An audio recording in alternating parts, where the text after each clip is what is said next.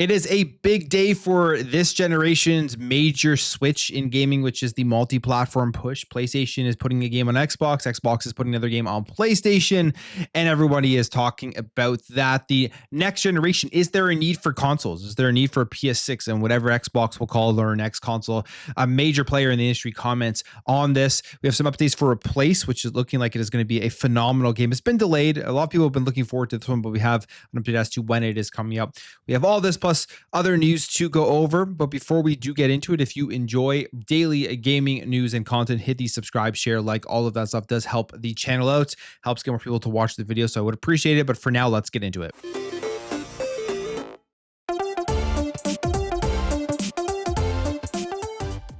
So it's the big day. Helldivers 2 has launched on Xbox.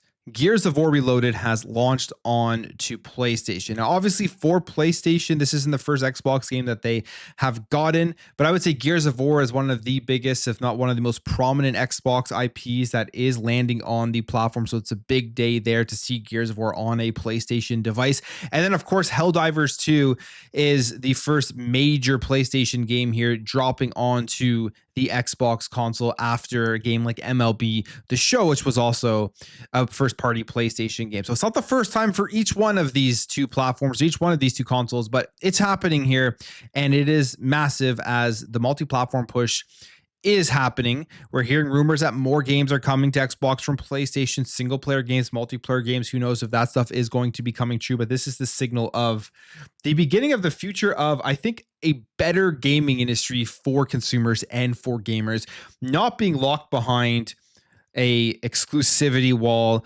and getting consoles that are giving you features that make you want to go out there and buy it, but still giving you access to all the games that you do want to play. As you can see here, Gears landing on PS5 and Xbox, Helldivers 2 landing on Xbox and PS5. With Helldivers 2, you're also getting that Halo ODST crossover, which is super cool to see. So people will be jumping in on both. For me, I think, honestly, I'm going to be jumping into Gears of War Reloaded first. I really want to try out the multiplayer with this new version of the game. I'll probably play through the campaign again. Helldivers 2, I already have on PC as well, so I could jump in there, but I do want to get it on Xbox as well to get that ODST crossover. But Aaron Greenberg, quote tweets Clover here, saying, tomorrow gamers, when we go into the comments. You have Clute here saying, I'm happy or ready for both. Tomorrow is going to be an amazing day. I'll be playing both. We are ready to fight. You have J-Dub saying, thank you, Aaron. Can't wait to play Gears and Halo ODST on my PS5 Pro tomorrow. Both are ready to go, but Helldivers 2 is up first. You have J-Dub here, one of the big PlayStation console warriors, saying, thank you, Aaron. Can't wait to play Gears and Halo ODST on my PS5 Pro tomorrow. This is a good comment. I feel like probably the best trailer of all time in video games, or at least up there in the top 5 or 10, is the Mad World trailer for Gears of War. You have this comment here saying they should have put out a special Mad World trailer to commemorate this occasion. I remember like yesterday watching that trailer and playing Gears 1 the first day. Great gaming memory right there. And for me too, that is what drew a lot of people into this game. That was a new IP, and that trailer, I think, just got people interested, regardless if they really knew anything about it before seeing that. They are replicating that trailer with the E-Day trailer, which is super cool to see. Everyone comes out on top tomorrow. I'm ready to join the fight with my PC and PS5 brothers, lock and load. So a lot of people are celebrating this, which is the good thing about all of this. I mean, the reality is, yeah, console wars I've been done. I mean, between Xbox and PlayStation, we know that the console is not the premier number one's place, that now both PlayStation and Xbox are looking at to be successful. They're looking at many other things, engagement, all of that stuff.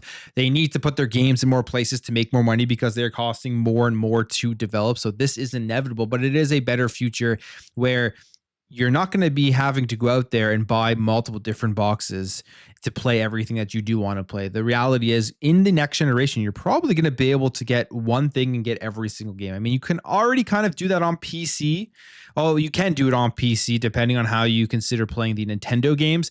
But on Xbox and PlayStation, you get everything, obviously, going forward, I think, in the next gen, except Nintendo. Even on Xbox, if PlayStation doesn't bring every single one of their games over, Steam will be there, and PlayStation is putting all of their games on Steam. So you have that entire access with the future of gaming. Something I love to see, even when I think about other products that I consume in different markets, like phones. Like, I like Android better because it is more open, and now we're getting to gaming where it is becoming a more open platform for everybody, really, no matter where they are. Xbox obviously still far more open right now than PlayStation, as they are putting a lot of their games in more places, and they're going to have more access with the inclusion of PC launchers and stuff, I believe, with the next gen console. So exciting times here, but today marks a big day. This is a major shift in the gaming industry, and I feel like going forward, we're going to see a lot more of this happening. And when it comes to the next generation of consoles, do we even need them? The Final Fantasy 14 director Naoki Yoshida doesn't seem to think so. He was in a new interview here posted by Feed4Gamer. He's talking about Final Fantasy 14 launching on the next upcoming hardware, the new platforms that will be coming out, and whether he'll be able to do that. And he says this here, that he is confirmed here that there always the possibility of a game launching on new platforms, as his aim is to make the game accessible to as many players as possible. And with recent platforms coming with very high specs, the team's work is considerably easier than in the past. So any new hardware release is definitely a positive in this regard. And from a gamer's perspective, however, there's no need of the PlayStation 6 and the Xbox next generation system. He says right now, Final Fantasy 14 director feels that people are happy with the current generation systems, highlighting how the price of the hardware likely plays a factor in this sentiment. So he thinks as of right now, we do not need next gen hardware. And I think today, yeah, we're probably okay still with the Xbox Series X and the PlayStation 5. There really aren't too many games here that are pushing those consoles to the end of their use. Yes, we're seeing things like Metal Gear Solid Delta with Unreal Engine 5 that is not running very good, but I feel like that is probably an optimization issue that will get worked out at a time in the future. But Unreal Engine 5, definitely to get the most of it, we will need an upgrade in hardware sooner rather than later. But as of right now, I don't think there's enough games out there that are just destroying the hardware that looks like we will need a PS6 or a next generation Xbox. The other thing here going into the next generation is that we are going into a completely different era. We already talked about the multi-platform push, so that's going to have changes on what people think about in terms of buying a console. Will they care as much? I still think people still will be buying consoles, and they'll still sell millions and millions of units going into the next generation.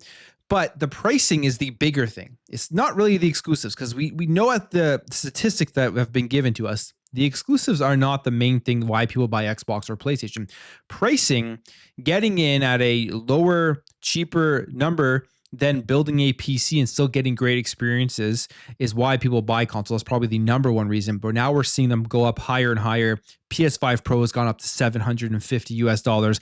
I have a feeling the next generation is going to be at the baseline there of the PlayStation 5 Pro, which will reduce the overall market for the next generation consoles of people buying it, especially on day one.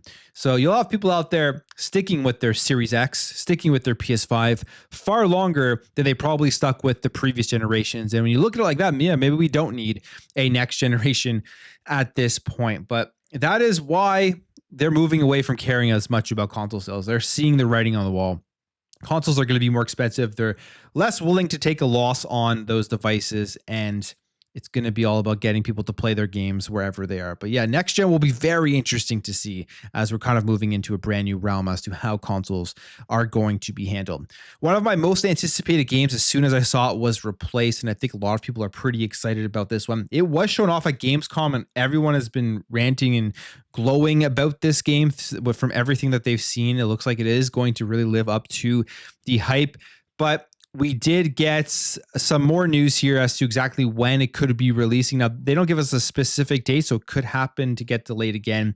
But Replace is being delayed to spring of 2026. They say here that it's been delayed again, though it's a new window is more promising. After troubled development, as the team was located near the ongoing war between Russia and Ukraine, there is a bit more hope for the game's future. The game, created by indie team Sad Cat Studios, is a cyberpunk action platformer rendered in 2.5D style.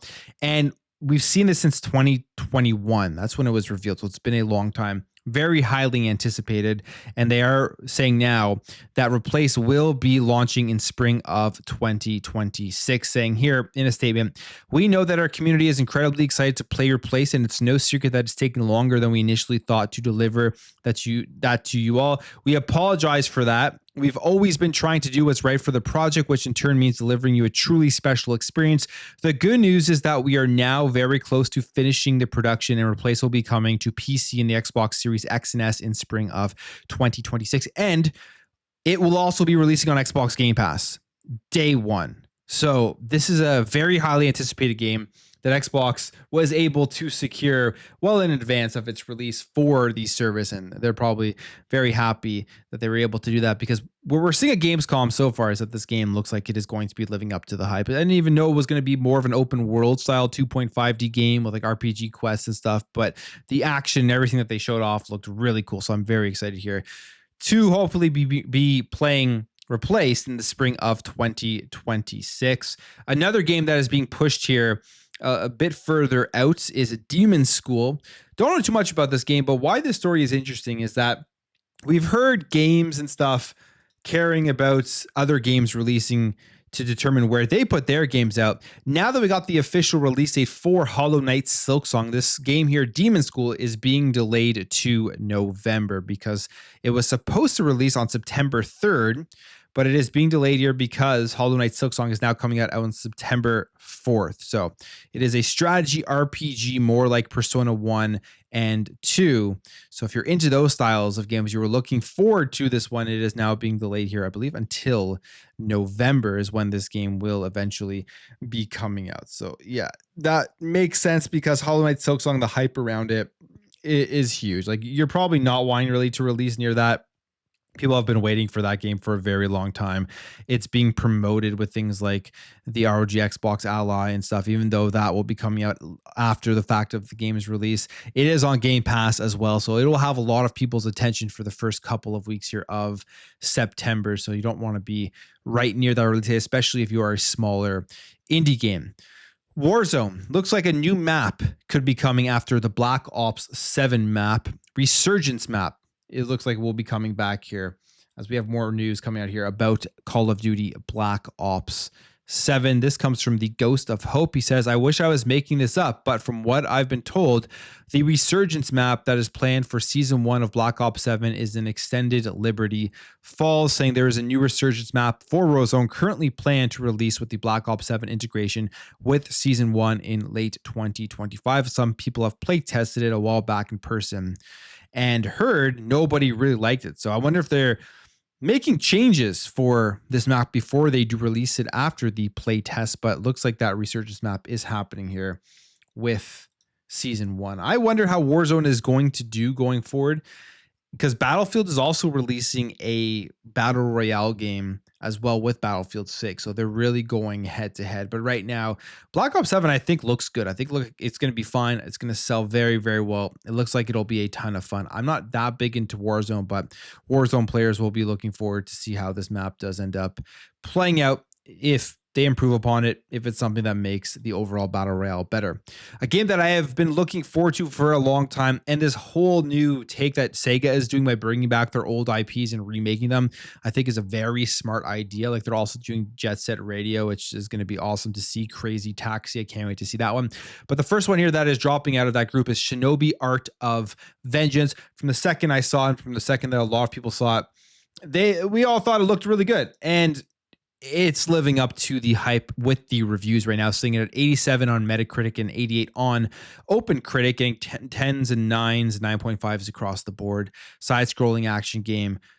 Looks phenomenal. Great art style, bringing ShinobI back in a very, very good way. I'm very happy the reviews here are good.